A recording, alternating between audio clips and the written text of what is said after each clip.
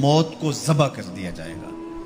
حدیث پاک میں آتا ہے جنتی اتنے خوش ہوں گے اگر موت کو موت نہ آئی ہوتی تو یہ خوشی سے مر جاتے، اور جہنمی اتنے مایوس اور دکھی ہوں گے اگر موت کو موت نہ آئی ہوتی تو یہ دکھ سے مر جاتے۔ اب جنتی جنت میں ہیں اور انہیں ان کی آنکھوں کے سامنے موت کو ذبح کر دیا، قصہ ہی تمام ہو گیا۔ اللہ تعالیٰ فرمائے گا اردیتم، اے جنتیو تم راضی ہو؟ پہلے اللہ آواز دے گا یا اہل الجنہ یا اہل الجنہ، وہ کہیں گے لبیکا وسعدیکا والخیر فی یدیکا، مالک حکم ہم حاضر۔ اللہ تعالیٰ فرمائے گا اردیتم، کیا تم راضی ہو؟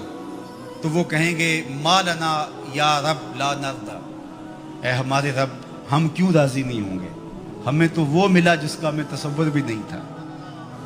حضور نے فرمایا کہ میں، بخاری کی روایت ہے، میں اس آخری شخص کو جانتا ہوں، اس آخری شخص کو جانتا ہوں جو جہنم کے رگڑے سہ کے آخر میں جہنم سے نکلے گا اور سب سے آخر میں جنت میں جائے گا۔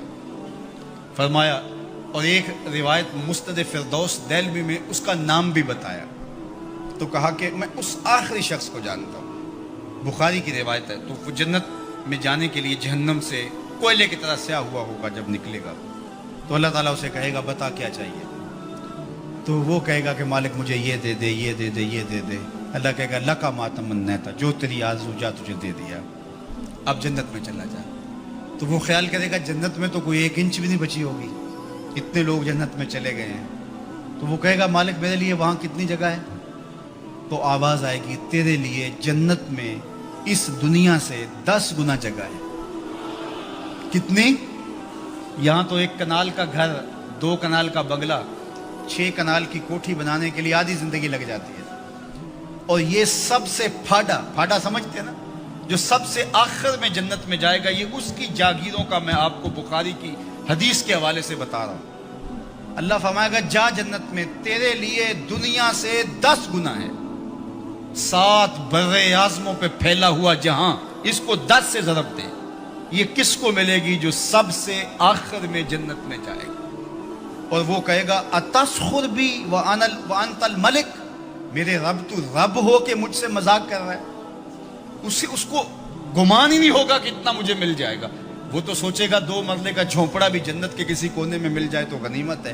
اسے کہا جائے گا دنیا سے 10 گنا جگہ تیرے لیے جنت میں تیرے نام ہوئی۔ تو وہ کہے گا اتسخر بی وانت الملک، میرے رب تو رب ہو کہ مجھ سے مذاق کر رہا ہے؟ تو اللہ فرمائے گا مذاق نہیں، یہ حقیقت ہے۔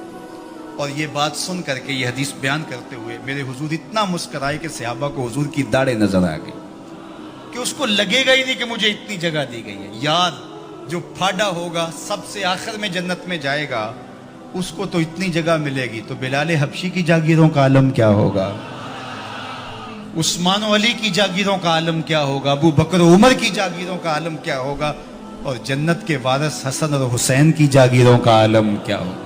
یہ تو سب سے آخر میں جانے والے کی جاگیر ہیں۔ اب یہ جنت میں اتنا کچھ ملے گا، تو وہ کہیں گے ما لنا یا رب، مالک ہمیں کیا ہوا کہ لا نرضی، ہم راضی نہ ہوں، ہمیں تو وہ دیا گیا ہے کہ جو کسی کو نہیں دیا گیا۔ تو اللہ فرمائے گا میں تمہیں اس سے بھی بہتر کچھ دیتا ہوں، میں اور تمہیں تمہاری جھولی میں کچھ ڈالنے والا ہوں۔ تو یہ کہیں گے مالک کو کسر تو نہیں رہے گی، ہم اگر یاد بھی کریں تو کوئی شے نہیں یاد آتی جو ہمیں ملی نہ ہو، جو آرزو تھی وہ ساری کی ساری پوری ہو گئی۔ اللہ فرمائے گا میں تمہیں ایک اور شے دینے لگا ہوں، تو وہ جھولیاں پھیلا لیں گے، اور اللہ فرمائے گا میں تم سے راضی ہو گیا ہوں، اب کبھی بھی ناراض نہیں ہوں گا، میں تم سے راضی ہو گیا ہوں، اب کبھی بھی ناراض نہیں ہوگا۔ جنت سے یا تو موت اس نعمت کو ختم کرے گی، یا پھر اللہ ناراض ہو جائے تو اللہ کسی کو نکال دے، تو اللہ ضمانت دے گا میں اب تم پہ ایسا راضی ہوں، اب کبھی بھی تم سے ناراض نہیں ہوں گا۔ ایسا اجر اللہ عطا کرے گا، فَلَهُمْ أَجْرٌ غَيْرُ مَمْنُونَ۔ اللہ اکبر، فما یکذبک بعد بالدین۔ اللہ تعالیٰ ارشاد فرماتا ہے کہ محبوب، جزا اور سزا کا جو دن ہے اس کے معاملے میں آپ کی بلا کو کیسے تکذیب کر سکتا ہے؟ کون ہے جو آپ کی تکذیب کرے؟ ایک دن ایسا آنے والا ہے جب سارے عملوں کی سزا اور جزا ہوگی۔ الیس اللہ بأحکم الحاکمین، کیا اللہ تعالیٰ جل شانہ حاکموں کا حاکم نہیں ہے؟ دنیا کا چھوٹا سا نظم بھی کہیں ہو تو وہاں بھی جزا و سزا کا تصور ہوتا ہے، اور جو ہے وہ ایسا نہیں ہوتا کہ وہ جزا و سزا کے بغیر ہو، لیکن اس پوری کائنات کا نظم کیا جزا و سزا کے بغیر ہوگا؟ کیا وہ احکم الحاکمین نہیں ہے؟ کیا لوگ اس کی گرفت سے باہر ہیں؟